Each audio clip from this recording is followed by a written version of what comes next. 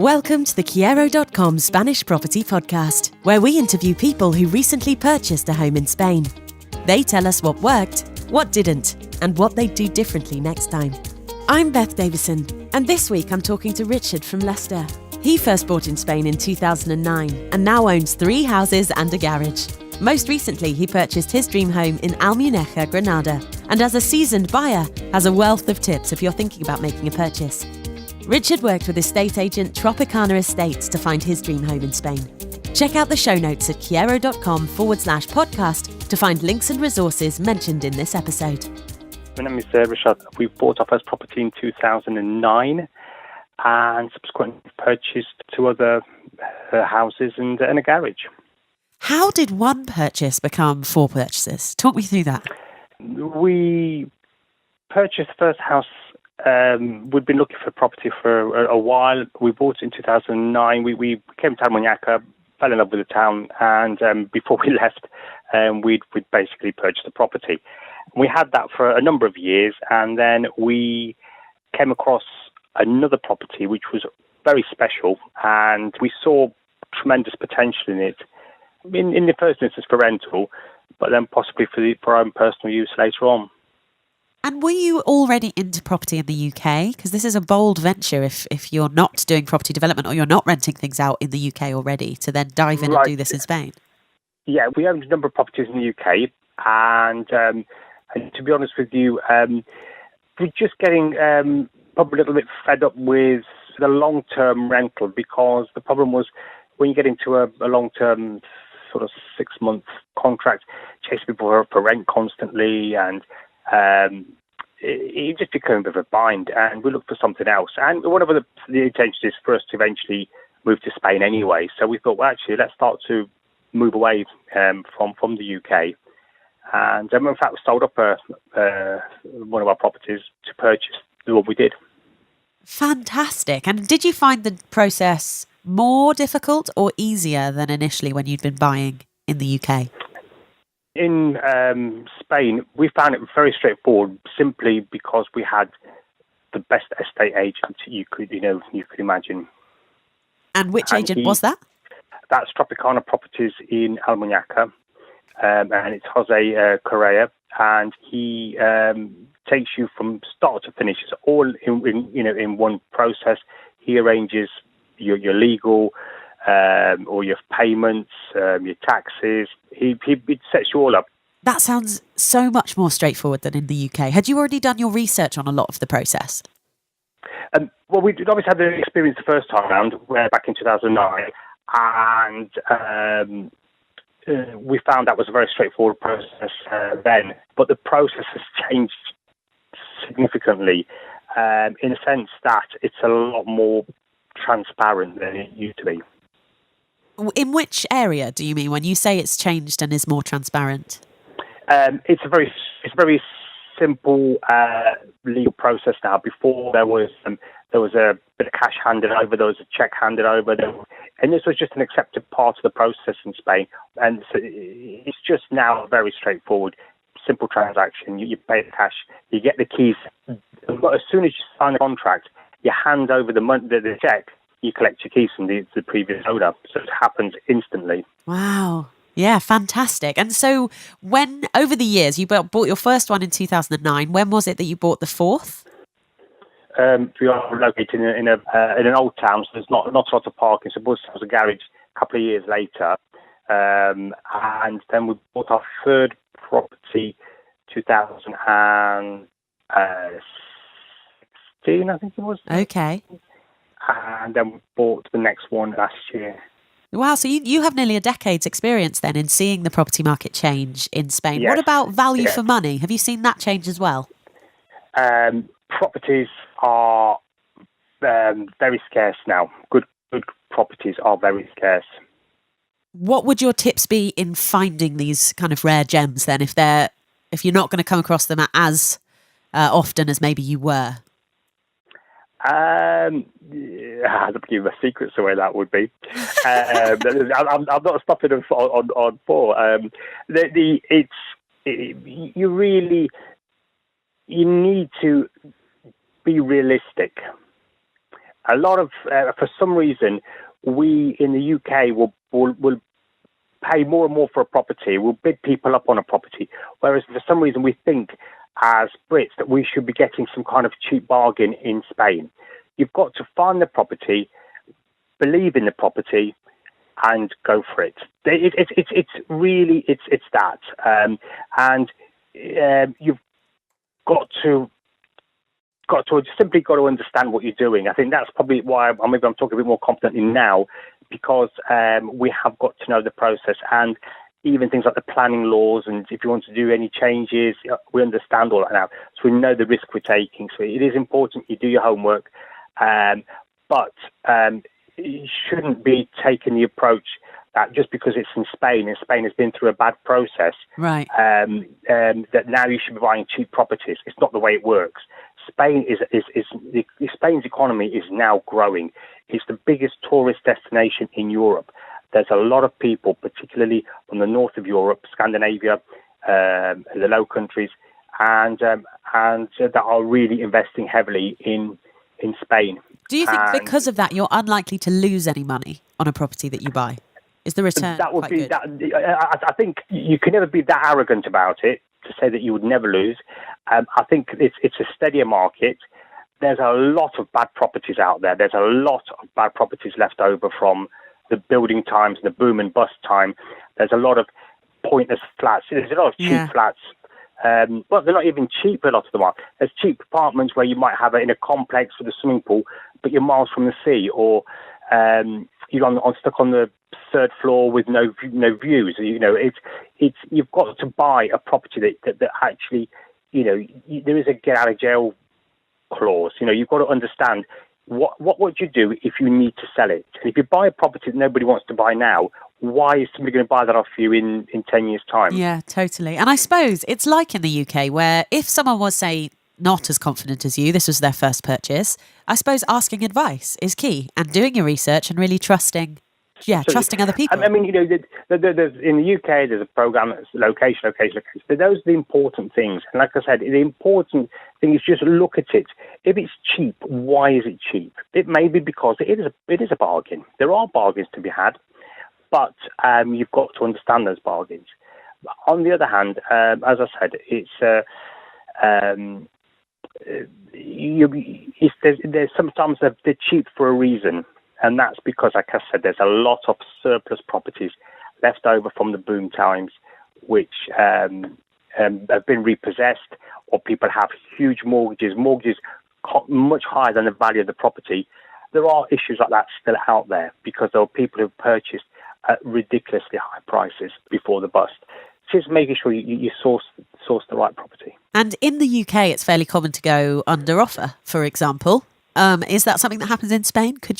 I know people aren't expecting a bargain necessarily, but people love a bargain. If you under offer, is that still acceptable to do? I do. Absolutely. Look, it's offer realistically. You mustn't be arrogant. You mustn't treat the sellers with contempt. It's you can't have a property for 200,000 and not offer 100,000. It's not going to happen. No, of course. Because you wouldn't do that in the UK. You might knock 10% off the price. Those are sort of things where you can realistically check. Admittedly, it's like with any process. You can only go up. If you bid low, then you can only go up. But if you bid too high, then going backwards is more difficult. Yeah. So it's being realistic. And so, and what I think about that adds to the price? That's the bargain of the property. Yeah, totally. And what about the differences when you were searching for your own dream home in 2009 to when you were looking for property that you were probably going to rent? How did your search differ in those instances? Because when we found in 2009, we just came across. We looked for a property for a week, and the last property we looked at was exactly the property we were looking for. It was virtually perfect. Subsequently, anything else we bought subsequently, there's been no pressure. So we were, there wasn't any pressure back in 2009, but there's no pressure now. So we hang on and find properties that we like, or there's a particular feeling about them. And did you always sort of have who you were renting to in mind? As in, was it going to be a family or kind of holidaymakers? How did that work? The way we look at a property rent is we just is to put yourself into the renter's position. Would you want to be there? Would you want to have the facilities that you have? That's the key thing. When you find property, is that would I want to live in that? Spend 2 weeks of my holiday, because that's what people do. They save up all year to spend 2 weeks, and it's got to be perfect for them. And that's the important thing to think. Actually, somebody will stay there and be happy, and that's the key to finding a good property for rental. And did you have any of the similar problems that you mentioned, having tenants in the UK not pay you on time, or whatever it was, the issues of being a landlord? Any more of that in Spain? That's a lot. When you set yourself up with some of the big sites, they handle the financial transactions for you. Therefore, they will take the money. Their money is paid via the company. As soon as the tenant's been, as soon as the tenant arrives, they pay that into your bank account. So it's all paid in advance, as opposed to before, where it's always you're waiting to payment the following month from a tenant. You're always having to wait for them to make the next payment. Right. And is that the same with kind of upkeep of the property? Do they deal with the cleaning and all of the upkeep of the grounds? Well, no. This is the biggest problem, though, when people buy properties for rent, is having the right property managers to look after your property. They've got to be, the regulations, particularly in Andalusia, require somebody to be available 24/7 as well. They need to look after the property for you.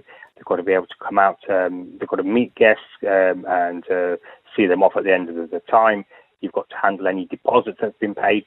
So there's a lot more to than just renting a property. You have to have the backup afterwards. And that's the tricky bit, is finding the right people to do that. And again, research, I'm presuming, is the way to avoid any pitfalls there? Yes.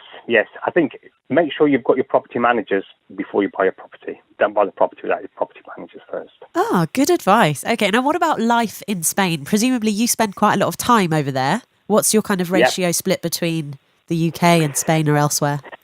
It's not enough in Spain at the moment, but it's probably about 6 or 7 weeks of the year.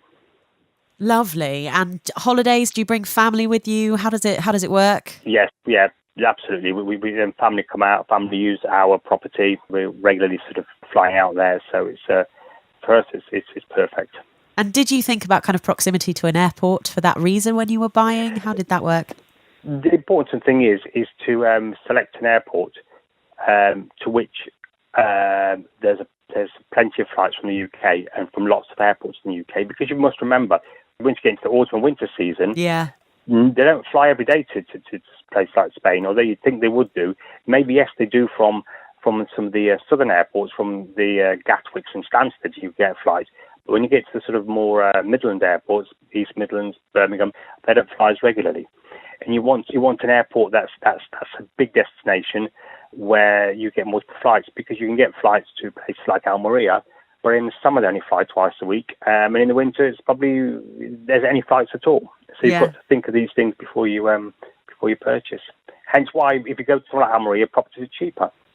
Interesting. Okay, yeah, that makes sense. What's your favourite part of the area that you bought in? It's real Spain.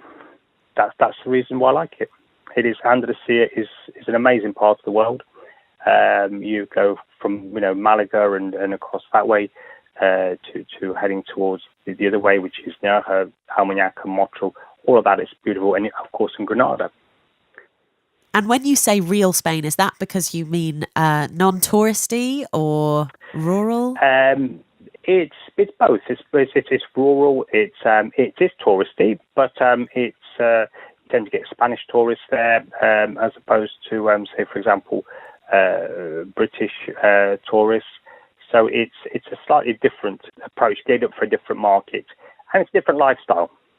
Yeah, very relaxed. It's a very relaxed lifestyle. Absolutely. Now you've got 4 properties under your belt, as you mentioned. Mm-hmm. Any plans for any more? What does the future look like? If the right property comes up. Okay, I like it. And would you say, are there any things that you've got in mind as things that might change in the Spanish property market? I think prices are going up. It's almost you can see that now compared to where we were, say, 10 years ago. Prices are going up quite significantly. So And like I said, the better properties are the ones that are fetching the better prices. And does that make you want to sit tight and wait for the market to kind of level out, or does that make you want to buy now and go sooner rather than later? Whenever you buy a property, whether it's whether you're buying the top of the market or the bottom of the market, it's making sure you get the right property. Yeah. Because that's the one that's most likely to survive when it goes through the process going forward. Fantastic. Well, thank you so much for chatting to me. Are you going out anytime soon to Spain? About 3 weeks. Oh, that sounds lovely. Enjoy it, won't you? I hope it's great, and I hope the weather's great when you get there. Thank you very much. Cheers, Richard. Bye. Bye. Thank you for listening, and thanks to Richard for sharing a few of his secrets, and to Tropicana Estates for their help to make this episode possible. I particularly like that Richard has experience of both buying his dream home to live in and in buying to rent. Whilst his priorities changed in both circumstances, what seemed key for him was loving the location, and Almuñecar really ticked those boxes. If you like what you've heard, you can search this agent's properties and more on Kyero.com. Don't forget to subscribe to the podcast so you never miss an episode. This podcast is produced by Kyero.com. Our mission is to connect you with estate agents and properties throughout Spain. Whether your dream home is a rustic farmhouse surrounded by olive groves or a lock-up and leave apartment on the seafront, you'll find everything you need at Kyero.com. If you've enjoyed this episode, we'd really appreciate your 5-star rating on iTunes. It helps us reach and connect more people with their dream home in Spain. And whenever you're ready, here are 4 ways we can help you. Ask a question by emailing beth@kyero.com. We'll try and answer them all in an upcoming Q&A episode. Get a location guide by emailing beth@kyero.com. We'll reply with the latest data and information on the areas you're interested in. Calculate your budget. Simply visit kyero.com/budget, enter 2 numbers, and you're done. Be our guest. If you've already purchased your home in Spain, we would love for you to share your story on the podcast. Just email beth@kyero.com and we'll take it from there. Tune in next time when I speak with Mike. Along with his wife Louise, he purchased a 4-bedroom detached villa in Godaleta, Valencia. For them, it was all about finding somewhere in the countryside for their grandchildren and Labradors to visit. Find out if they succeeded on the next episode. I'm Beth Davison, and you've been listening to the Kyero.com Spanish Property Podcast. I'll see you next time.